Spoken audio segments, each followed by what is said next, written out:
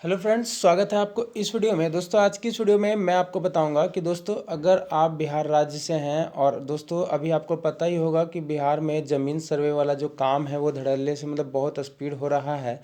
और दोस्तों इसमें आपका एक प्रपत्र 3 आता है जिसे वंशावली प्रपत्र 3 होता है, जो धारा अधिनियम 5 के अंतर्गत आता है।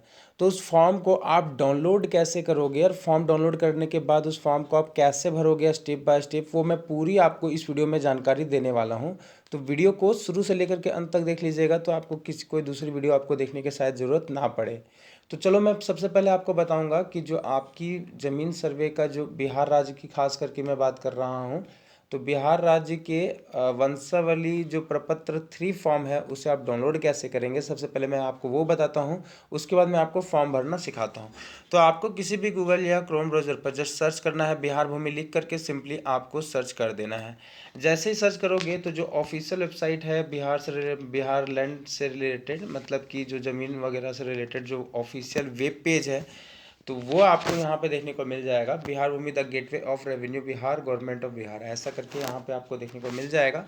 ऑफिशियल वेब पेज है आपका biharbhumi.bihar.gov.in। इसी पेज के ऑप्शन पे आपको क्लिक कर लेना है। सिंपली दोस्तों, जैसे ही आप इस पेज पर क्लिक करेंगे, ऑफिशियल वेब पेज पर आप आ जाएंगे। उसके बाद आपको नीचे स्क्रॉल डाउन करना है और आपको एक फ्लैश देखने को मिलेगा कि आपको यहाँ पे ऑनलाइन म्यूटेशन, ई मेपी वगैरह और बहुत सारे ऑप्शंस आपको देखने को मिलेगा। इसको आपको क्लोज करना है और यहीं पे आपको एक ऑफिशियल वेब पेज देखने को मिलेगा। सर्वे वेबसाइट पर जाने के लिए यहाँ पे क्लिक करें। तो मैं इस पर क्लिक कर देता हूँ। और जो आपका सर्वे का बिहार में जो ज़मीन जो सर्वे हो रहा है उसका कोई ऑफिशियल वेबसाइट या कोई जानकारी चाहिए तो आपको डायरेक्टली इसी वेब पेज पर आना होता है, जो कि है आपका ऑफिशियल वेबसाइट dlrs.bihar.gov.in। ठीक है। अब आप यहाँ से सर्वे से रिलेटेड जो भी आपके फॉर्म्स हैं, लाइक आपका स्व घोषणा प्रमाण पत्र जो प्रपत्र 2 है, वो भी आपको यहाँ पे देखने को मिलेगा। और साथ ही साथ वंशावली हेतु प्रपत्र 3 जो है वो भी आप यहाँ से डाउनलोड कर सकते हैं वगैरह। उसके बाद की मैं बात करूँ तो यहाँ से आपके जो अपलोड्स डॉक्यूमेंट्स हैं वो भी आप यहाँ से डॉक्यूमेंट जो है अपलोड होने का भी ऑप्शंस आपको इसी ऑफिशियल वेब पेज पर देखने को मिल जाएगा। तो मुख्य रूप से आप देख सकते हैं आपका ऑफिशियल वेबसाइट ज़मीन सर्वे के लिए आपका dlrs.bihar.gov.in है। तो चलो, मैं आपको वंशावली प्रपत्र जो 3 है उससे हम डाउनलोड करते हैं। डाउनलोड करने के लिए डाउनलोड के आइकन के ऑप्शन पे हम यहाँ पे क्लिक करेंगे और फाइनली हमारा जो पेज है, जो ऑफिशियल पीडीएफ पेज है फॉर्म का, वो हमें यहाँ पे देखने को मिल जाएगा। अब चलो, मैं आपको यहाँ पे यहीं से बताऊँगा कि इस फॉर्म को आप कैसे भरोगे, स्टेप बाय स्टेप बताऊँगा। और मेरी बात को आप ध्यान से सबसे पहले सुनते भी जाइएगा और यहाँ पे स्क्रीन पर देखना कम और यहाँ पे बातों को सुनना ज़्यादा है अभी आपको। ठीक है। तो ये आपका जो वंशावली का फॉर्म है, दोस्तों वंशावली का जो फॉर्म है तो वो कई सारे कामों में लग जाता है, लेकिन जो मैं ये बता रहा हूँ ना, तो ये खास करके जो ज़मीन सर्वे वाला है उसका ही वंशावली के लिए उपयोगी है ये। ठीक है। तो दोस्तों आपको मैं बता दूँ, यहाँ पे सेवा में, एक सेकेंड, दोस्तों यहाँ पे सेवा में इस तरह से आपको फॉर्म देखने को मिलेगा। दोस्तों सबसे पहले ऊपर आपको अपना अंचल का नाम लिखना है। अंचल होता है आपका ब्लॉक ऑफिस। ठीक है। आपका ब्लॉक कहाँ है, अंचल जिसे, या हम इसे अंचल भी कहते हैं या प्रखंड भी कहते हैं या अपना ब्लॉक ऑफिस भी कहते हैं। तो वो आपको यहाँ पे सबसे पहले नाम लिखना है। जब मान के चलो मेरा अंचल का नाम है दारू, जस्ट एग्जाम्पल के तौर पे, तो मैं लिख दूंगा दारू। ठीक है। फिर जिला जो भी है, मान लो मेरा जो जिला है वो है जमुई, तो मैं यहाँ पे इसे लिख दूंगा जमुई, ऐसे। ठीक है। जिला में एक एक करके मैं आपको बताऊंगा फॉर्म भरने के लिए, उसके लिए आपको बिल्कुल चिंता करने की बात नहीं है। उसके बाद यहाँ पे आपको जैसे कि मान के चलो, जस्ट एग्जांपल के तौर पे, मेरे दादाजी हैं। ठीक है। मेरे दादाजी हैं, मेरे दादाजी के 3 बेटे हैं। पहले तो मेरे 2 चाचा हो गए और एक मेरे जो हो गए वो मेरे पिताजी हो गए। ठीक है। तो दादाजी का जो नाम होगा ना वो सब यहाँ पे लिखाएगा। ठीक है। मान लो हम लोग, मेरे दादाजी के 3 भाई थे, तो जस्ट तीनों का नाम यहाँ पे, जैसे कि मान के चलो, जस्ट एग्जांपल के तौर पे, जस्ट फॉर एग्जांपल, मान लो मेरे दादा का नाम था जस्ट एग्जांपल के तौर पे चमन। ठीक है। चमन महतो, तो मैं यहाँ पे लिख दूंगा चमन। ठीक है। और चमन महतो के बेटे जो थे उनका नाम यहाँ पे लिखूंगा, अपने बड़े चाचा का नाम। ठीक है। फिर यहाँ पे फिर से चमन लिखूंगा, सेकेंड में भी यहाँ पे भी मैं चमन लिखूंगा। और उनके दोस्तों उनके बेटे के नाम, मतलब यानी कि मेरे पिताजी थे, तो मैं अपने पिताजी का नाम लिखूंगा। फिर यहाँ पे मैं यहाँ पे लिखूंगा चमन महतो।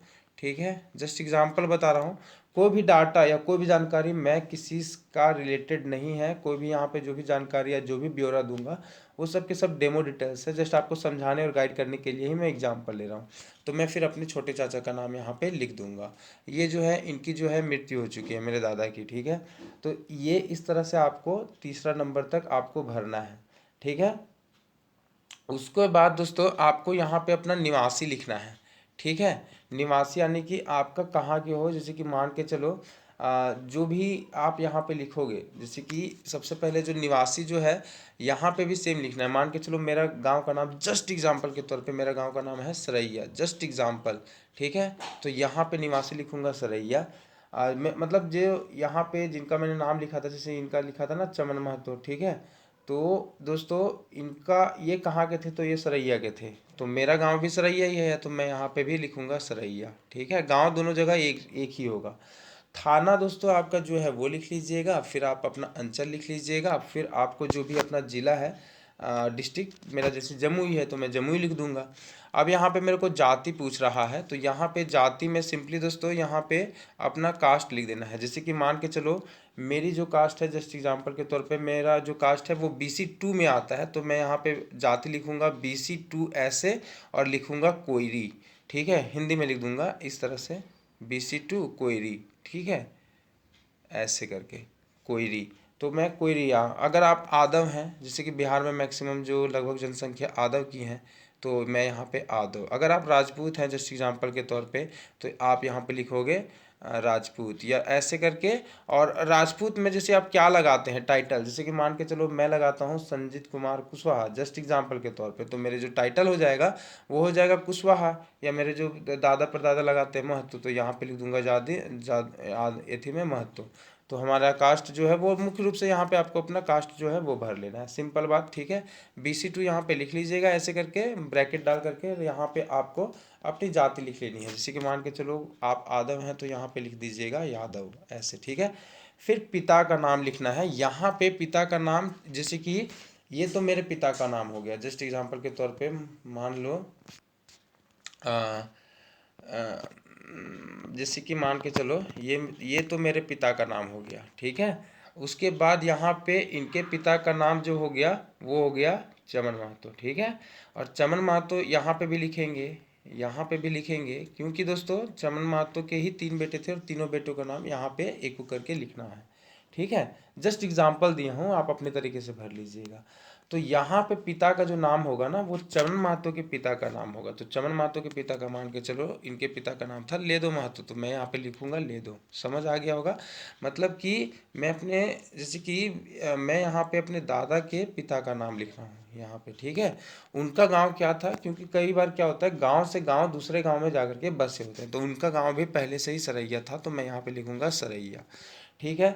ग्राम राजस्व जहाँ पे आपकी अब जमीन है, ये डिटेल्स अब मैं आपको लेकर के चलता हूँ। यहाँ पे आप समझिएगा सही से, इस डिटेल्स को आपको भरना ज़्यादा ज़रूरी है, तो इस डिटेल्स को आपको भरिएगा सही से, समझिए दोस्तों। गांव का नाम जहाँ पे आपकी ज़मीन है, जैसे मान के मेरा गांव में मेरी गांव में मेरी ही ज़मीन है, तो यहाँ पे लिखूंगा सरैया। फिर अंचल में जो भी मेरा अंचल का नाम है, मेरा अंचल का नाम है दारू, जस्ट एग्जाम्पल दे रहा हूँ, सारे वर्ड्स जो है एग्जाम्पल है, ठीक है। जमाबंदी क्रमांक अगर आध है तो आप इसे भर सकते हैं, नहीं आध है तो आप इसे खाली छोड़ सकते हैं। हालांकि मेरा जमा कर बंदी क्रमांक संख्या मुझे याद है, तो मैं लिख दूंगा 543, ठीक है, ऐसे जस्ट एग्जाम्पल के तौर पे। तो दोस्तों प्रविष्ट थे कि खतियान में अंकित खाता संख्या, इस चीज़ को आपको नहीं भरना, ठीक है, कोई दिक्कत वाली बात नहीं। खाता संख्या दोस्तों आपका जो भी है, मान लो खाता संख्या मेरा इतना है और खसरा नंबर मेरा इतना है, जस्ट एग्जाम्पल दे रहा हूँ, मैं कोई भी नंबर ले रहा हूँ। अब रकबा क्या है, रकबा बोले तो आपकी ज़मीन की जो साइज़ है, एरिया है, वो क्या है। तो मान के चलो जस्ट एग्जांपल के तौर पे ज़मीन का जो साइज़ है वो 1 एकड़ 15 डिसमिल है, तो यहाँ पे लिखूँगा 1 एकड़, ऐसे पूरा डिटेल्स लिखना होगा, 1 एकड़ 15 डिसमिल, ठीक है, ऐसे। अगर आपको लगान संख्या, जैसे कि आप ज़मीन का रसीद कटवाते हैं तो लगान एक रेसिप्ट नंबर मिलता है, अगर वो आधा है तो आप इस चीज़ को भरिएगा, लगान संख्या नहीं आधा है तो इसे आप नहीं भरिएगा। इतना ही दोस्तों आपको भरना है और इतना ही आपको इस वंशावली के फॉर्म में आपको भरना होता है। और जैसे कि यहाँ पे आचिकाकर्ता का हस्ताक्षर में यहाँ पे साइन करना है, जो मतलब यहाँ पे मेरे पिताजी या मेरे चाचा, बड़े चाचा या मेरे छोटे चाचा, इनमें से कोई भी एक व्यक्ति का यहाँ पे साइन चाहिए, ठीक है। हालांकि बड़े चाचा साइन करें तो बेहतर है। उसके बाद दोस्तों यहाँ पे आपको फिर से वंशावली बनाना है। जैसे कि मान के चलो मैंने यहाँ पे वंशावली बनाया था, पहले तो थे लेदो माथो, एग्जाम्पल दे रहा हूँ इसी ये सब चीज़ें, ठीक है। उनके पुत्र थे चमन, उनके इनके 3 पुत्र थे, ठीक है। पहले पुत्र हो गए निर्मल, जस्ट एग्जाम्पल के तौर पे। दूसरे पुत्र हो गए अशोक और तीसरे पुत्र हो गए दिनेश्वर। जस्ट एग्जाम्पल दे रहा हूँ, ये अपने नाम, अपने मन से मैं ये नाम सोच ले रहा हूँ, ऐसा नहीं है कि किसी का डिटेल्स है, ठीक है। तो ये हो गया वंशावली। तो ये चीज़ है ना, मैंने तो अच्छे से नहीं लिखी है अच्छे राइटिंग में, लेकिन आप अच्छे से अपना पेन से ये चीज़ भी लिख लीजिएगा। और इसी चीज़ को ही आपने ऊपर भरा है। देखो चमन आपने भरा था उनके बेटे में, और उनके बेटे का नाम आपने यहाँ पे लिखा था। जैसे कि मैं आपको दिखा देता हूँ, ये देखो यहाँ पे आपने लिखा था ना, यहाँ पे ये देखो, एक सेकेंड, यहाँ पे आपने लिखा था ना ये चमन चमन चमन, उसके बाद फिर इनके बेटे का नाम निर्मल, फिर अशोक, ऐसे करके आपने यहाँ पे भरा था ना अभी यहाँ पे दोस्तों।